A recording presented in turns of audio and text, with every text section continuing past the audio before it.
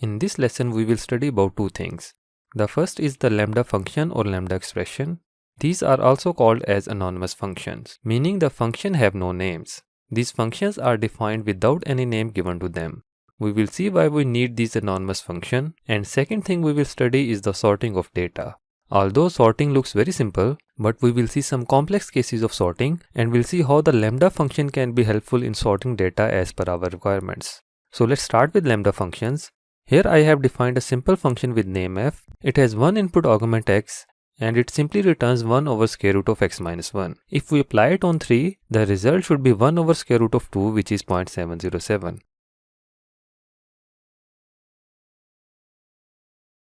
Now let's see how we can create a lambda function for this same task. For that we use the keyword lambda. Note that it is not the name we are assigning to our function, but is simply a keyword to create an anonymous function. Then we have to specify some input argument name, for example x, then a colon sign, and after the colon sign we have to write the expression we want to return from the function. And that's it. A function without any name has been defined. We also call this as lambda expression. Now how to use this function? For that I will put this inside the parentheses, and after that I will specify the input argument inside another set of parentheses. Let's print the output. And we have the same result. There is another way to use the function, and that is we can assign the lambda expression to some variable, for example a. First let me show you the data type of variable a.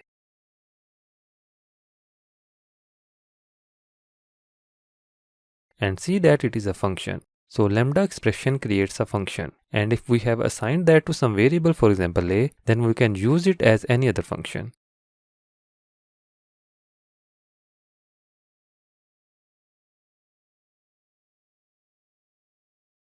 I know you would be thinking that why would someone define a function like this and then will be using it like this. Actually, the lambda functions are better used with some other functions like the built-in function sorted, map, filter, etc. We will see the sorted function in this lesson, and there we will see the actual use of the lambda functions. And then in next lesson we will study about map and filter function and will use the lambda expression there as well. At the moment you need to know how the lambda functions are defined, and in a while we will see their use in the sort function. So here it says to write a lambda expression that will take one list of number as input argument and will return the average of the list numbers. So after the lambda we will specify the input list by some variable, for example x, then the colon sign, and then we need to write the return expression, which for this case will be the sum of the list numbers divided by the length of the list. We can test it on some list by providing that as input argument. Just for better readability, I will assign the lambda expression to some variable and then we'll use that on some list. 3.2 is the average of the numbers inside the list. Now it says here to write a lambda expression that has two input arguments this time and will return the sum of the square roots of the two. So now we will specify two input arguments as x and y, for example, and the output will be the sum of their square roots.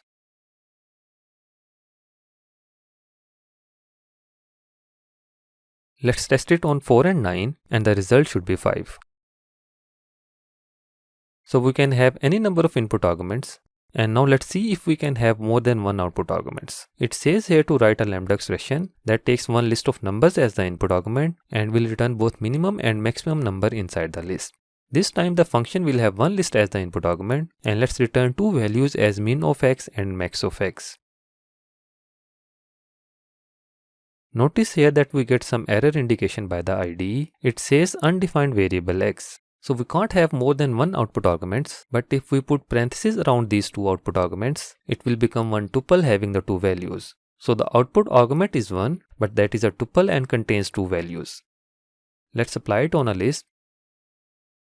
0 is minimum and 22 is maximum value. And we get those. Now we have one last example. Here I have a user-defined function that takes one number as input argument, and if that is an even number, it returns the square of that number, and if odd, it returns the half of that number. So if we are applying it on 9, it should return half of it. can we have lambda expression for this function which involves if-else statements? Yes, we can have. For that, we first write the expression we want to evaluate when the condition is true, then the condition, then else, and then the expression of the else clause. Let's test it on 9. And we get the correct result. So we can use if-else and even nested if-else, but generally the lambda functions are used when the function is very simple, which usually have direct return statement. Now for a moment we will pause our discussion on the lambda functions and we'll discuss about sorting, and we'll eventually use lambda functions with the sort function. Sorting data is one very common requirement, whether it is a simple data or some big and complex data. We will explore both simple and complex data. Here we have a list A with numbers inside it. In list class we have a method as sort which we can apply on any list object, and it will sort the list in the ascending order. Since list is a mutable data type, and it will change the original list to a sorted list. You can see list A is now sorted in ascending order. If we want to sort the list in descending order or the reverse order, then we can pass one optional input argument named as reverse equal to true. Its default value is false, and when we make it as true, the sort method will sort the list in reverse order. You can see that here. Other than the list class method sort, we have a built-in Python function named as sorted, which we can use for the sorting purpose. As input argument, we will pass the iterable, for example list A. It will not change the original list, but will return a new sorted list. So I should assign it to some variable, for example B. Let's print both A and B after applying the function. See that list A is in the original form, and then is list B, which is the sorted version of list A. Here again we have the optional input argument reverse that we can set to true, and it will return the list sorted in the reverse order.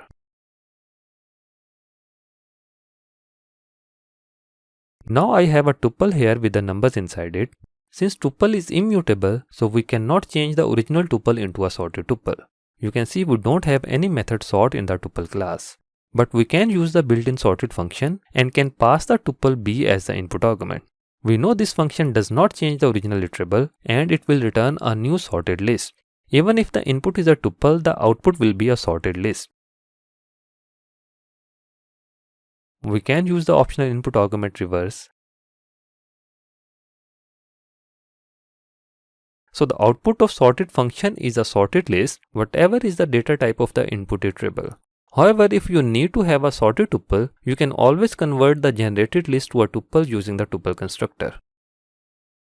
Now I have a set here with the same numbers as we had in the list and tuple. Again, we can use the built-in sorted method and can pass set as the input argument. Output will be a sorted list. Note that the set had value 2 times, but the sorted list has just 1 2 because of the inherent property of the set that it removes the duplicate values.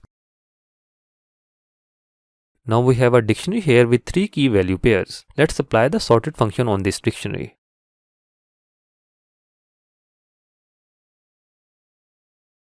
The output is a sorted list of the keys of the dictionary. But if we want to have a list of sorted values of the dictionary, we can use the dictionary class method values while providing the dictionary as input. Now this is a list of sorted values of the dictionary. Then if we want to have the both keys and values in the sorted list, we can use the items method of the dictionary class.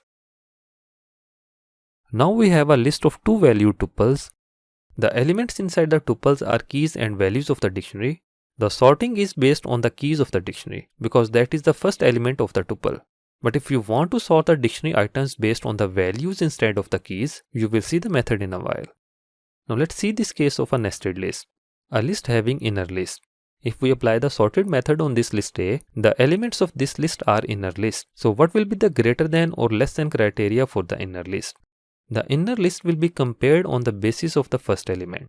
The first element of the inner list are 2, 5 and 1, and you can see sorting is done on the basis of these values. Now what if I change this 1 to 2? Now 2 inner lists have the same first value, and in such case the comparison will be done on the basis of the second element of these 2 inner lists.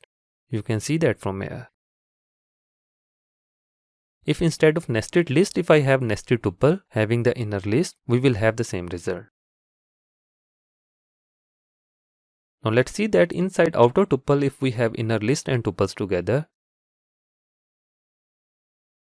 This time we get an error because the elements of the outer tuple are list and tuple, and less than operation is not defined between a list and a tuple. However, by the end of this lesson you will learn a way to resolve this error. There is also a review question related to this problem. If we have all tuples inside the outer tuple, there should not be any problem.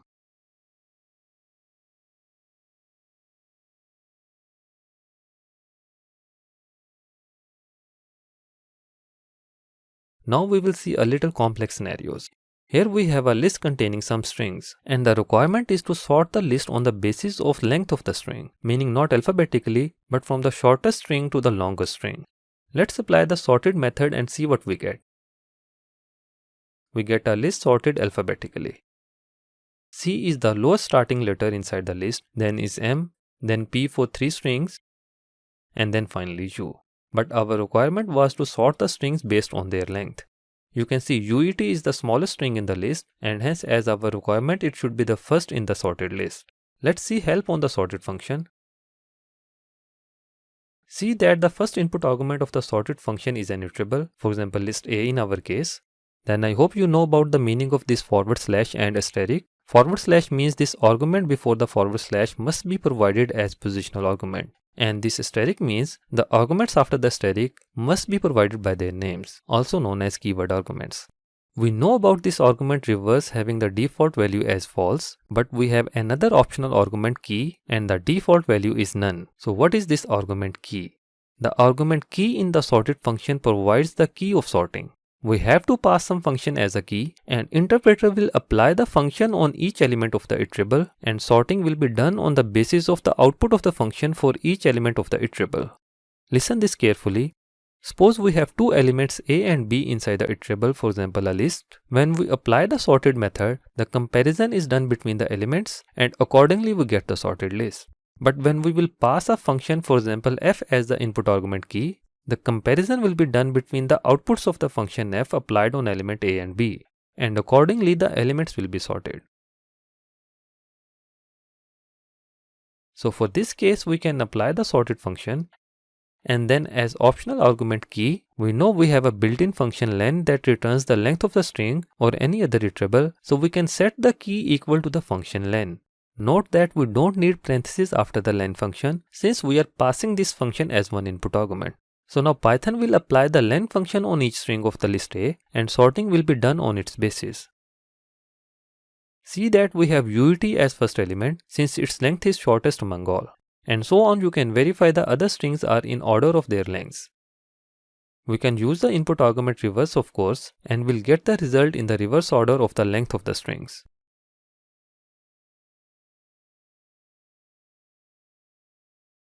Now here we have a list of tuples. Tuples are having two elements each. The first is a letter and second is a number. We usually do a task of finding the count of each letter in some sentence, so that's what these tuples are representing. Instead of doing that on some sentence, I just filled the values myself. It means letter T appeared 7 times in a sentence, E appeared 8 times, and so on the other letters. The task is to sort the list on the basis of frequency or the count of letters. If we apply the sort method directly on the list, it will be sorted on the basis of the first element of the inner tuple, which is letter and not the count. You can see that from here, but I want to sort these on the basis of the count, which is the second element of the tuple. So I will use the argument key for this case, but which function I should specify as the key?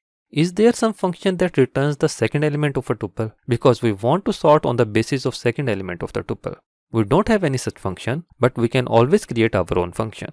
So let's create a function that will have one tuple as input argument, supposing a 2-value tuple, and the function will simply return the second element of the tuple. And now here we can apply this function as key. And now we have the sorting based on the second element of the tuple. This A4 is the first element in the sorted list, not because of A but because of 4, which is the lowest count. I should have used some bigger count for the letter A for better understanding, but still you can see that this E8 is at the end of this list because 8 is the highest count, although letter E is not the biggest letter in the list. We use this function second here and see the function, it is a quite simple function. And I hope you can guess that it is the situation where we should use the lambda function. So instead of defining the function, we can set that as lambda expression directly here.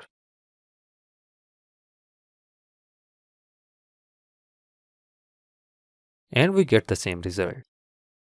There are a couple of reasons to prefer a lambda function here. You see, we needed this function just for setting that as key, and we might not be using the function later on. So when we define that right here, it makes the code simple to understand. Someone reading your code will not search for the function in your program and can readily see the function definition there on the same line. Now the next task is to display the letter which appeared maximum number of times. One way could be getting that information from the last element of the sorted list. But you know we have the built-in max function which gives the maximum element inside the collection. And in max function too we have the optional input argument key. So here I will use the max function. If I will run it like this, it will be the tuple with maximum value of the first element which is letter T. To get the maximum element on the basis of the second element of the tuple, I can use the argument key as we used in the sorted function.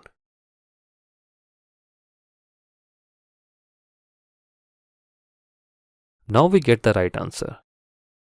The task was to print the letter with maximum frequency. We know this returns the maximum element which is a tuple, and the letter is the first element of that tuple. So to display the letter, we will specify the first index of the tuple.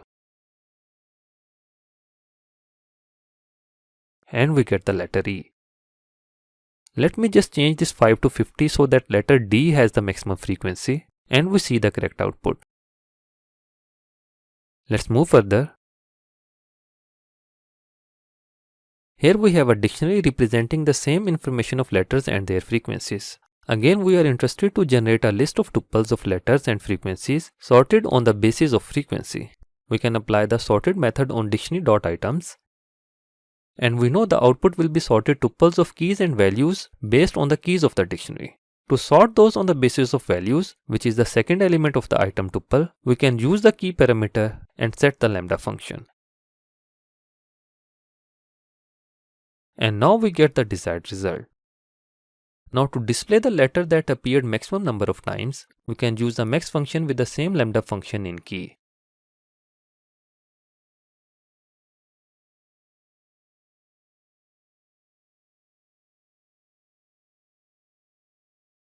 Now here I have a scenario of a list having the dictionaries inside it. One dictionary represents detail of a bank account. It has just two key value pairs, title and the balance of the account. Before we see the task, let's try to sort the list directly. And we get error that less than is not defined between two dictionary objects. Of course, interpreter cannot decide how to declare one dictionary as less than some other dictionary. Now here the task is to sort a list based on the balance. We can apply the sorted function and pass in the list. It will generate error as we saw a while ago, but now we will set the argument key of the sorted function and will specify a function as lambda expression. The elements of the list are dictionaries, so the function will be applied on each of these dictionaries. And we can set the output of the function as balance value.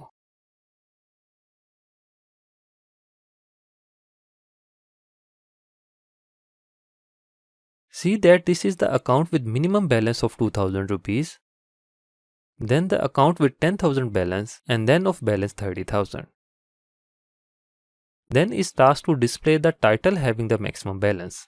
We can use the max function instead of sorted. The result will be one account as dictionary, but we are interested to have the title of the account, so we can specify the key title on the output account. And we get the correct title with the maximum balance. Now we will see multi-level sorting. What is meant by multi-level sorting? For example, we saw this case of sorting the accounts on the basis of balance, but there can be possibility that balance of two or more accounts is same. Then there can be second criteria of sorting as well. For example, if balance is same, then the account should get sorted on the basis of their titles. Let me change the balance of second account to 30,000 so that last two accounts have the same balance. Now if I will sort on the basis of just the balance, see that account title Razi Abbas comes before Misbah Rahman because they have same balance, and in the original list Razi Abbas is coming before Misbah Rahman. What I can do is that I will specify two output arguments of this lambda expression as a tuple. The first is balance and second is title. So the first decision will be made on the basis of the balance, but if the balance of the two accounts is same, the decision will be made on the basis of the title. See that now Misbah Rahman comes before Azibas because letter M comes before letter R. Now I have this list of strings which we used earlier and we sorted on the basis of the length of the strings. But now we want if the length of two or more strings is same, they should be sorted alphabetically. When we apply the sorting on simple len function, see that this computer has 8 characters and so has Pakistan. So inside the list, if I change the position of computer after Pakistan,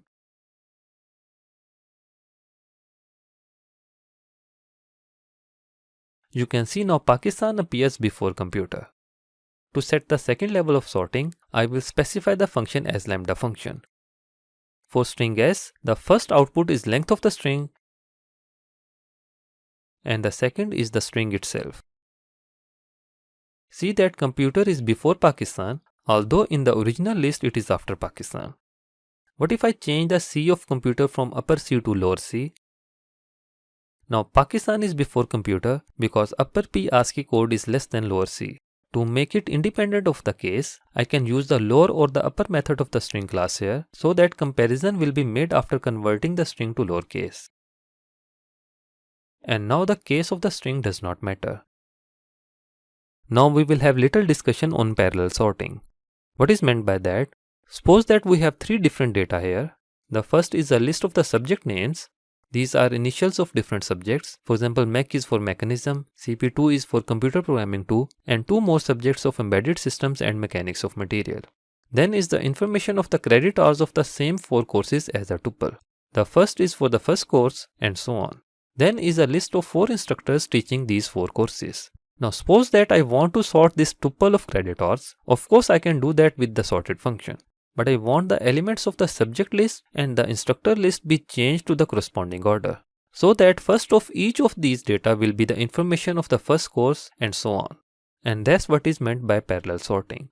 For parallel processing of different iterables, the best choice is to use the zip function. We can zip different iterables in any order. Let's loop over the elements inside the zipped object and simply print those. You can see these are 3 value tuples with the first value from the first iterable which is subject, second from the credit hours, and third from the instructor iterable. So information of 3 iterables has been combined in the form of inner tuples, and now we can apply the sorted function on the zip object. It will be sorted on the basis of the first iterable value, but we need to sort on the basis of credit hour which is the second iterable. So we can specify that by a lambda function returning the second element which is credit hour. And for example, if the credit hour of 2 subjects is same, then we can set the second level of sorting as the subject name. We get the result as a list of 3 value tuples. If we are interested to get the individual data in individual iterables, we can always do that.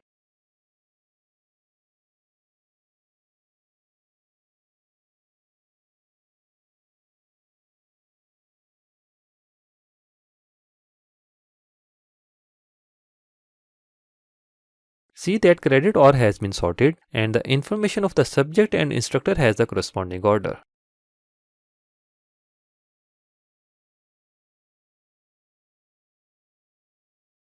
For more practice, we will have few more tasks. Here I have defined a movie information as one dictionary. And there are 10 such movies and then is a list of these 10 movies. So my collection is a list of 10 dictionaries. See the structure of dictionary carefully. It has title, the year of release, runtime in minutes, then is genre having a tuple with different genres for that movie, then the director, and then the key actor having the value as list of the famous actors in that movie. The task is finding the movie title with highest runtime. So I can apply the max function on the my collection list and as key I will write a lambda function. That for movie M inside my collection, the output is runtime key of the dictionary M. The output will be a movie as a dictionary, but we are interested in the title, so we can specify the key title on the movie result.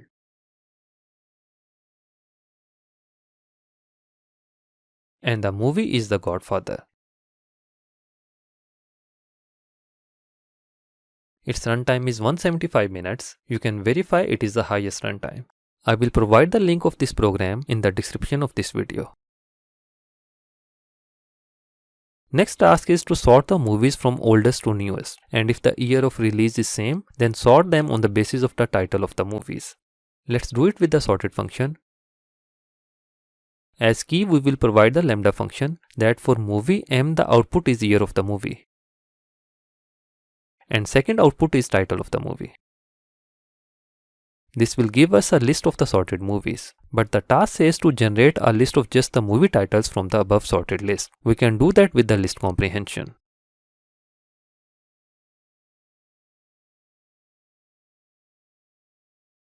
And this is list of movie titles sorted from oldest to newest. You can verify that 12 Angry Men is oldest movie in the collection.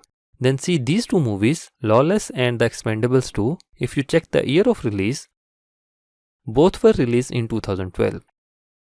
And alphabetically, Lawless comes before The Expendables 2.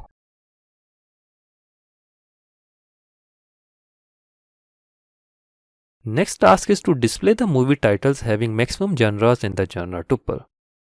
Genre is a tuple having different genres corresponding to that movie. So we can apply the max function, and as key we will have a lambda expression that for movie M, the output is length of the genre tuple. The result will be a movie which is a dictionary, so I will specify the key title. So it's movie Inception. This movie has 4 genres in the genre tuple. But see that this movie The Dark Knight also has 4 genres, and we got the result Inception because that comes before this movie inside the list. In next lesson we will have one task of getting all movie titles with maximum number of genres. For now we will leave that. We have a few more tasks from this movie list, but we will do that in the next lesson.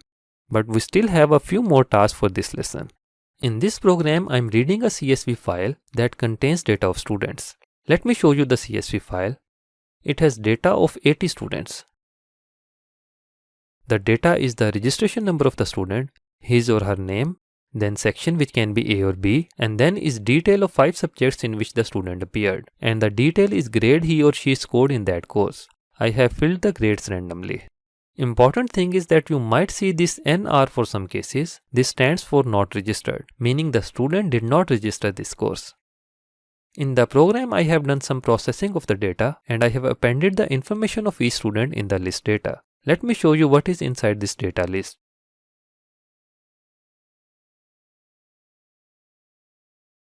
And it is a list of 80 dictionaries. It will be good if I show you just one student information so that you could see the structure of the dictionary. Data 0 is the first student, and let's print each key value pair inside it on a new line.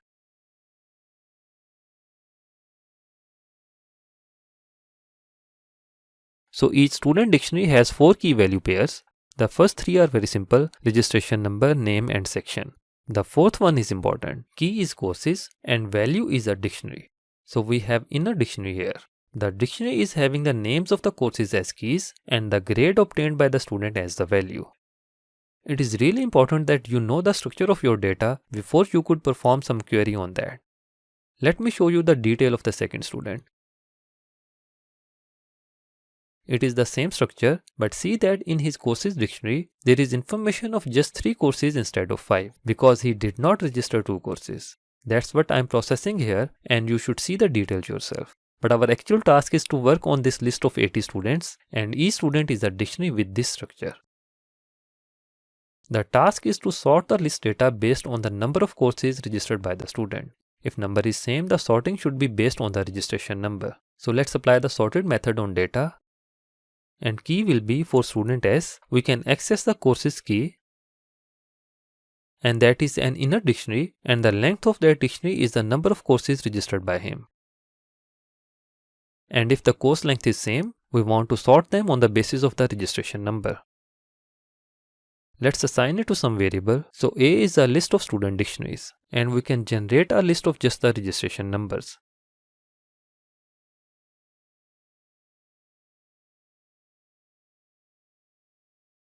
See that first registration number is 2 because he registered in 3 subjects. And that is the minimum number of courses registered by any student. There are few more students who have registered in 3 courses, and they are in order based on the registration number. Of course, you should verify in detail. Then is task 2, which is one review question of the lesson. So I will explain the task here. The task is to sort the students on the basis of their GPA they have obtained. Let me explain it further. First, see that on line number 2 we have a list of 5 courses. This list is used in the initial processing, so I will keep the list here. Then is detail of credit hours of the courses as a list. Let me just copy the courses list as a comment here. So the course DLD is of 3 credit hour and so on the other courses. We can create a dictionary of subjects with keys as courses names and values as credit hours using the zip function. Let me show you the dictionary. Keys are subject names and values are credit hours. Then we have the details of the letter grades and grade points. This is a list of 12 letter grades. Then is the list of corresponding grade points. It will be better to create a dictionary with keys as letter grades and values as grade points. So your task is to sort the data list on the basis of GPA of the students, and then create a list of just the registration numbers of the students. GPA is calculated with this formula. It is sum of products of grade points and corresponding credit hours divided by sum of credit hours. The courses not registered by the students are not considered for GPA calculations. For this task, instead of defining the function as lambda function, I will suggest to define a simple user-defined function, for example calculate GPA, because the calculations are bit lengthy. Then we will have few more tasks from this data which we will see in the next lesson. So do the review question, and there are a couple of more provided in the description, and I will see you in the next lesson. Thanks for watching.